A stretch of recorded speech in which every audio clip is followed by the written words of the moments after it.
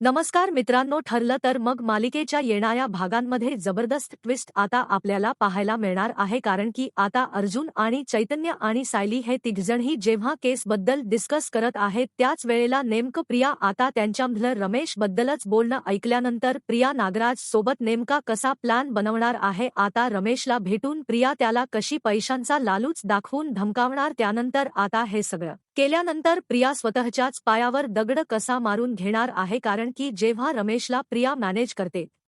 याच वेळेला नेमकं पोलिसांच्या तावडीत हे सगळं मिळाल्यामुळे आता प्रियाचं नाव रमेश पोलिसांसमोर कशाप्रकारे घेणार आहे आणि प्रिया जे काही करते त्यात तिची सगळी कशी वाट लागणार, नागराज पाठोपाठ आता प्रियाचा देखील जेलमध्ये कसा नंबर लागणार आहे, हे सगळे आपल्याला आताच्या या ट्विस्टमध्ये पाहायला मिळेल, त्यामुळे व्हिडिओ अगदी शेवटपर्यंत नक्कीच बघा. तर मित्रांनो, आतापर्यंत आपण मालिकेत पाहिलं होतं की सायली आणि अर्जुन हे दोघजणही एकमेकांचे रोल एक्सचेंज झाल्यामुळे सायली आता पूर्ण केस अर्जुन सारखंच सगळ्या गोष्टींवर लावते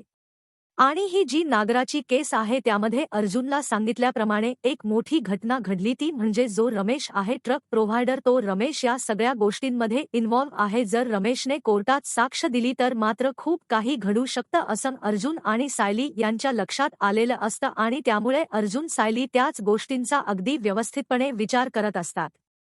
आता त्याचबरोबर अर्जुनला जेव्हा हे समजत तेव्हा सायलीच तो भरपूर कौतुक करतो. चैतन्य म्हणतो की खरंच खूप मोठी एक स्टेप पुढे छायली वहिनी गेली आहे. नागराज काकाच्या विरोधात हा मोठा पुरावा तिने मिळवलाय. जर नागराज काका हे टेम्पो म्हणजे ज्या ट्रक ड्रायव्हरचा एजन्सी मालक आहे त्याने जर नाव घेतलं तर खरंच खूप मोठी गोष्ट घडू शकते.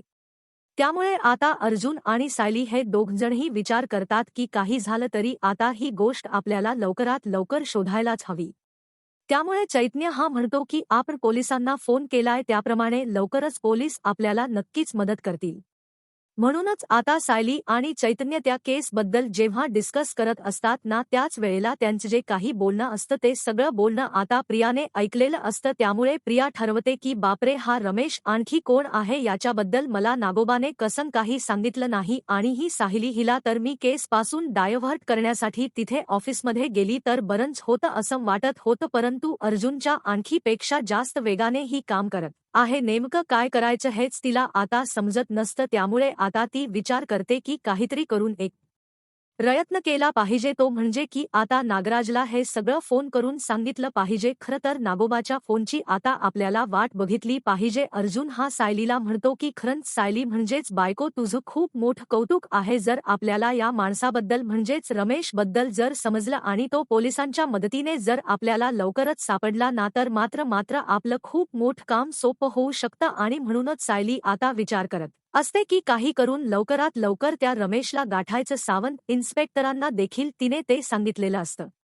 आणि नंतर अर्जुन आणि सायली पुढच्या गोष्टींची वाट पाहत असताना इन्स्पेक्टर सावंत यांचा फोन तिला येतो आणि ते फोन करून तिला सांगतात की आम्हाला त्या रमेश म्हणजे जे काही फोटोज होते ते प्रत्येक पोलीस स्टेशनमध्ये पाठवले होते मी, परंतु रमेशच्या बाबतीत असा कुठल्याही प्रकारचा गुन्हा दाखल ही, परंतु एक ट्रक एजन्सीमध्ये तो मालक होता म्हणजेच मॅनेजर, आता तो तिथे नोकरी करत नाही हे देखील आपल्याला समजलंय. त्यामुळे हळूहळू आता त्याचा पत्ता आहे तोही आपण शोधूया. आता प्रिया ही स्वतःच्या रूममध्ये जाते तेवढ्यातच नागराजचा तिला कॉल येतो. आता नागराज हा तिला म्हणतो की काय पुढे काही माहिती मिळवलीस आणि साक्षीबद्दल काय केलंस, तेव्हा ती म्हणते की अहो त्या साक्षीच मरू दे, तुम्हाला कळतेय का, एक गोष्ट लपवायला गेलो तर दुसरीच नवीन गोष्ट काहीतरी बाहेर येते, तेव्हा मग माझं ना आता डोक फुटल्या गोष्टीचा विचार करून करून तुम्हाला वाचवायचं तरी कसं. तेव्हा तो म्हणायला लागतो की अगं जरा प्लीज तू गप्प बसतेस का, तू काय बडबडतेस, तुला तरी कळतेय का कशा गोष्टीमधून आणि काय काय वाचवायचं आहे. त्यावेळेला मग ती म्हणायला लागतो की नीट सांग काय ते.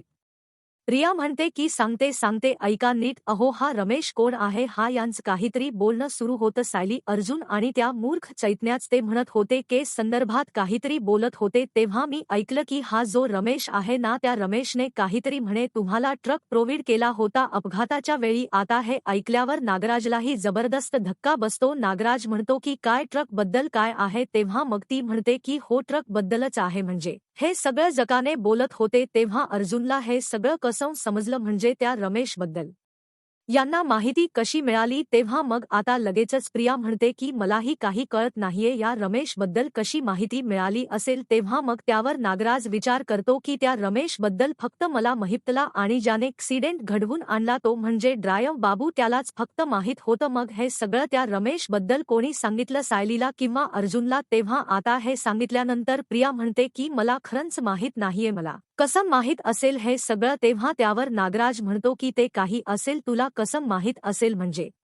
अर्धवट इन्फॉर्मेशन सांगू नको पूर्ण काय आहे ते इन्फॉर्मेशन काढ आणि त्यानंतरच मग माझ्याजवळ ये आणि हो तुर्तास मी तुला त्या रमेश बद्दल सांगतो तुला मी पत्ता देतो त्या पत्त्यावरती तुला तो रमेश सापडतोय का ते बघ कारण की त्याला पेमेंट करण्यासाठी मी आणि नागराज दोघजणही गेलो होतो मग नक्की तो तिथेच राहतो का हे मला शक्यता कमी वाटते पण तरीही तू तिथे जाऊन शोध जर कदाचित तो सापडला तर पोलिसांच्या अगोदर तो सापडला पाहिजे मग तो त्याच पैसे देऊन त्याला इथून गायब व्हायला सांग आणि त्याच तोंड बंद करायला सांग नाहीतर त्याला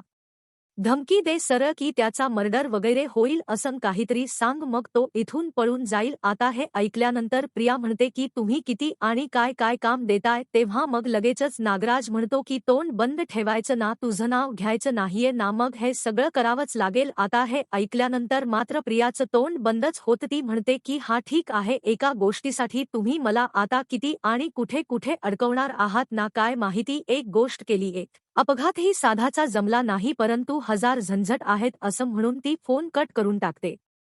आता त्यानंतर आता नागराज म्हणजे जे काही बोलणं झालेलं असतं त्या रमेश बद्दल ती सगळी अपडेट आता अर्जुन हा आपल्या रविराज काकाला देतो आणि त्याला सगळं काही सांगतो की सिनियर अशी गोष्ट घडलेली आहे ज्यामुळे खूप मोठा प्रॉब्लेम झालेला आहे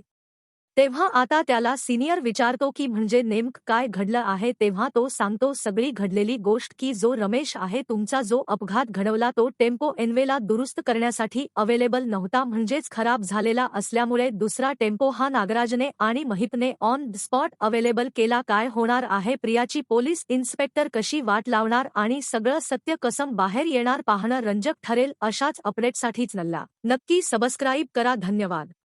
Streaming interrupted. Waiting for the complete message.